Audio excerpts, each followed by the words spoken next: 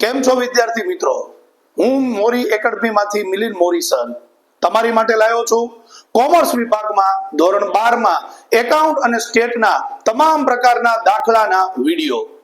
સૌથી પહેલા ધોરણ 12 કોમર્સમાં એકાઉન્ટમાં પહેલું ચેપ્ટર લઈને આવ્યો છું, ભાગીદારી વિષય પ્રવેશ. બોર્ડની અંદર 3 માર્કનો દાખલો પૂછાય છે આ ચેપ્ટરમાંથી. આ ચેપ્ટરમાં માત્ર ટૂંકા દાખલા પૂછાય છે અને આ ટૂંકા દાખલાની ટોટલ રીત કેટલી છે? 10 રીત છે. બહુ સમય નહીં બગાડતા આપણે સૌથી પહેલા ચેપ્ટર નંબર 1 ભાગીદારી વિષય પ્રવેશ લેક્ચર નંબર 1 થી સ્ટાર્ટ કરી.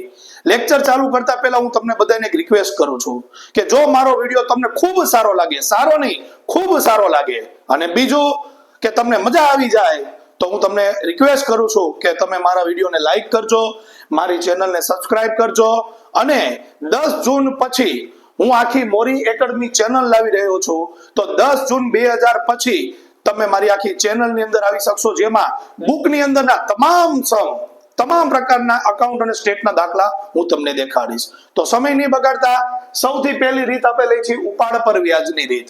હવે ઉપાડ પર વ્યાજ શું છે બેટા? બહુ જનરલી વાત કરું છું કે કોઈ ભાગીદાર પોતાની ભાગીદારી પેઢીમાંથી રોકડ લઈ જાય, માલ લઈ જાય કે મિલકત લઈ જાય, કોઈ પણ રીતે લઈ જાય એટલે એને કહેવાય ઉપાડ.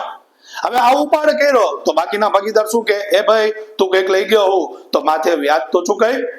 તો મેં એટલે કે ભાગીદાર તરીકે પેઢીમાંથી માલ, મિલકત કે રોકડ લઈ ગયો હોય તો એના બદલામાં મારે વ્યાજ આપવું પડે, તો એને કહેવાય ઉપાડ પર વ્યાજ. હવે આ ઉપાડ પર વ્યાજ ગણવાની 2 રીત છે. પહેલી રીત કે જોવાનું કે ભાગીદાર દર મહિનાની શરૂઆતમાં ઉપાડ કરે છે કે ભાગીદાર દર મહિનાની આખરે ઉપાડ કરે છે. જો ભાગીદાર દર મહિનાની શરૂઆતે ઉપાડ કરતો હોય તો તમારે એટલું યાદ રાખવાનું 78/12. પણ જો ભાગીદાર દર મહિનાની આખરે ઉપાડ કરતો હોય તો બેટા 66/12.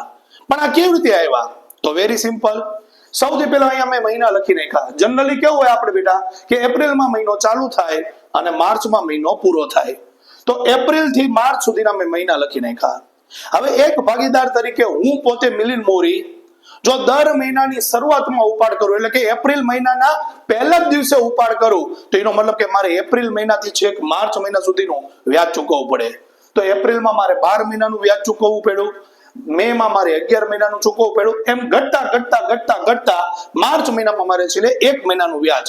તો ટોટલ ગણો તો 78 મહિનાનું ડિવાઇડેડ બાય 12 વ્યાજ ગણવું પડે. પણ જો હું દર મહિનાની આખરે ઉપાડ કરતો હોય, ફોર એક્ઝામ્પલ મેં એપ્રિલ મહિનાની આખરે ઉપાડ કર્યો, તો એનો મતલબ કે એપ્રિલ મહિનાનું વ્યાજ તો મારે ચૂકવવાનું નથી. તો મેં 12 માંથી 1 મહિનો કાઢી નાખ્યો તો અહીંયા આવી ગયા 11, પછી આવ્યા 10, એમ ઘટતા છેલ્લે 0, એટલે 66/12. Short and sweet. તમારે એટલું યાદ રાખવાનું, બતાવો આવું બધું યાદ રાખવાની બહુ જરૂર નથી. તમારે એટલું યાદ રાખવાનું કે જો કોઈ ભાગીદાર દર મહિનાની શરૂઆતે ઉપાડ કરે, બેટા ક્યારે શરૂઆતે ઉપાડ કરે તો 78/12, અને જો કોઈ ભાગીદાર આખરે ઉપાડ કરે તો 66/12. તમારા ટેક્સ્ટ બુકની અંદર તમને આ મેથડના બે સમ આપેલા છે. એક ઉદાહરણમાં છે અને એક સ્વાધ્યાયમાં છે. પેજ નંબર 14, ઉદાહરણ નંબર 1. હવે આપણે દાખલો સ્ટાર્ટ કરી. હિરલ દર મહિનાની શરૂઆતમાં, તો હિરલ દર મહિનાની શરૂઆતમાં કેટલાનો ઉપાડ કરે છે? 500નો. હવે ઉપાડ પર વ્યાજ ગણવાની એક બહુ સરસ સૂત્ર આવી ગયેલું છે, આપણે આગળ ભણી ગયેલા છો તમે, કે I = PRN/100. P એટલે કોણ? તો કે દર મહિનાની શરૂઆત અથવા આખરનો ઉપાડની રકમ. R એટલે વ્યાજનો દર અને N એટલે મહિનાની શરૂઆત કે અંત. તો સૌથી પહેલા આપણે આ સૂત્ર લખશું કે I =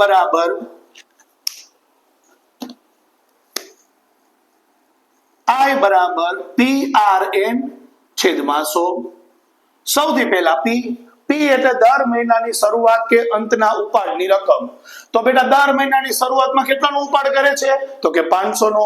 તો બેટા આપણે અહીંયા લખશું 500 ગુણ્યા R. R એટલે વ્યાજનો દર. જો તો બેટા વ્યાજનો દર કેટલા ટકા આપ્યો છે? 10%. તો 10%/100. આ સૂત્રના 100 ગણો, ટકાના 100 ગણો, વોટએવર.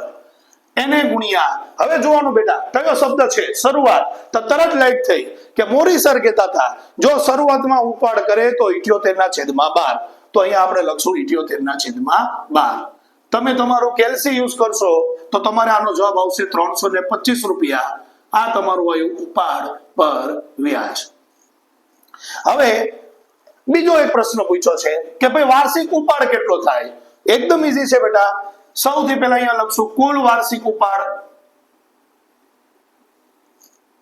ચલો, મહિને કેટલાનો ઉપાડ કરે છે? તો કે 500. આખા વર્ષમાં મહિના કેટલા હોય? તો કે 12. તો વાર્ષિક ઉપાડ કેટલો આવે બેટા? 6000. તો આ દાખલામાં ઉપાડનું વ્યાજ આવ્યું 325 અને વાર્ષિક ઉપાડ આવ્યો 6000. હવે નીચે આવી જઈએ. પેજ નંબર 30, ક્વેશ્ચન નંબર 3 નો પહેલો. એક ભાગીદાર દર મહિનામાં અંતે, કયો શબ્દ વાપર્યો છે? અંતે. એક સરખી રકમનો ઉપાડ કરે છે.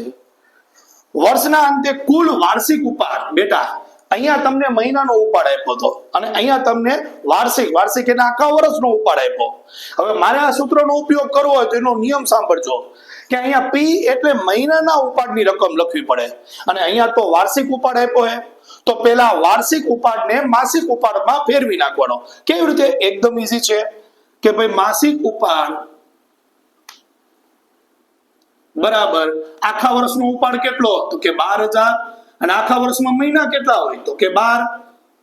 તો 1000 રૂપિયા આ આપણો માસિક એટલે મહિનાનો ઉપાડ આવ્યો. હવે આ ઉપાડને આપણે પાછા સૂત્રમાં મૂકી દઈએ. આપણું સૂત્ર એક જ છે કે I બરાબર PRN છેદમાં 100. સૌથી પહેલા પી એટલે મહિનાની ઉપાડની રકમ. તો મહિનાની ઉપાડની રકમ કેટલી છે? 1000. હવે અહીંયા લખશું આપણે 1000 ગુણ્યા R એટલે વ્યાજનો દર. કેટલા ટકા? 12%. તો 12/100 ગુણ્યા N એટલે યાદ રાખવાનું કા વર્ષની શરૂઆત કા વર્ષનો અંત. આગલા દાખલામાં જોયું તો અહીંયા શરૂઆત હતી તો સરળ મૂક્યું 78/12. પણ અહીંયા કયો વર્ષ છે? અંતે હોય તો શું બેટા? હા, 66/12. હવે આનું તમે કેલ્ક્યુલેશન નો યુઝ કરશો તો 660 રૂપિયા આ તમારું આવ્યું ઉપાડ પર વ્યાજ. તો તમારી પાસે બે જ આવા સમ છે ઉપાડ પર વ્યાજ. સૌથી પહેલા હિરલ દર મહિનાની શરૂઆત કેટલાનો ઉપાડ કરે છે? 500 નો. તો અહીંયા પી ની જગ્યાએ લખ્યા 500. વ્યાજનો દર કેટલા ટકા? 10%. તો 10/100. હવે બેટા અહીંયા કયો વર્ષ છે? શરૂઆત. તો હવે બેટા કડકડાટ થઈ જાય કે મોરી સર કહેતા હતા શરૂઆત હોય તો 78/12 અને આખર હોય તો 66/12. કયો શબ્દ છે? શરૂઆત. તો 78/12. તો તારું વ્યાજ કેટલું થયું? 325. બીજો પ્રશ્ન પૂછ્યો છે ભાઈ કુલ વાર્ષિક ઉપાડ કેટલો? તો કઈ વાંધો નહીં, 500 મહિનાનો ઉપાડ છે. આખા વર્ષમાં મહિના કેટલા હોય? તો કે 12. તો કુલ વાર્ષિક ઉપાડ આપણો 6000 થયો. હવે ટેક્સ્ટ બુક નો એક સમ આવી જાય. અહીંયા બધું લખેલું છે કે પેજ નંબર 30 ઉપર ક્વેશ્ચન 3 નો પહેલો. ભાઈ એક ભાગીદાર વાર્ષિક ઉપાડ કરે છે તો તરત કીધું સરે કીધું તો વાર્ષિક ઉપાડનું તો આપણે કઈ નથી કરવાનું. તો વાર્ષિક ઉપાડને પહેલા માસિકમાં ફેરવવાના. કેવી રીતે? કઈ વાંધો નહીં, જે રકમ આપી ભાગ્યા 12. તો 12000 ભાગ્યા 12. તો માસિક ઉપાડ એટલે કે મહિનાનો ઉપાડ કેટલો થયો? 1000. સૂત્રમાં આવી જાઓ. પી 1000 R એટલે વ્યાજનો દર 12% એટલે 12/100 અને N એટલે અંત એટલે 66/12. તો ટોટલ વ્યાજ આવ્યું 660. તો છેલ્લી વાર કહું છું બેટા તમારે એટલું જ યાદ રાખવાનું કે PRN ના સૂત્રમાં મહિનાનો ઉપાડ લેવાનો, વર્ષનો નહીં.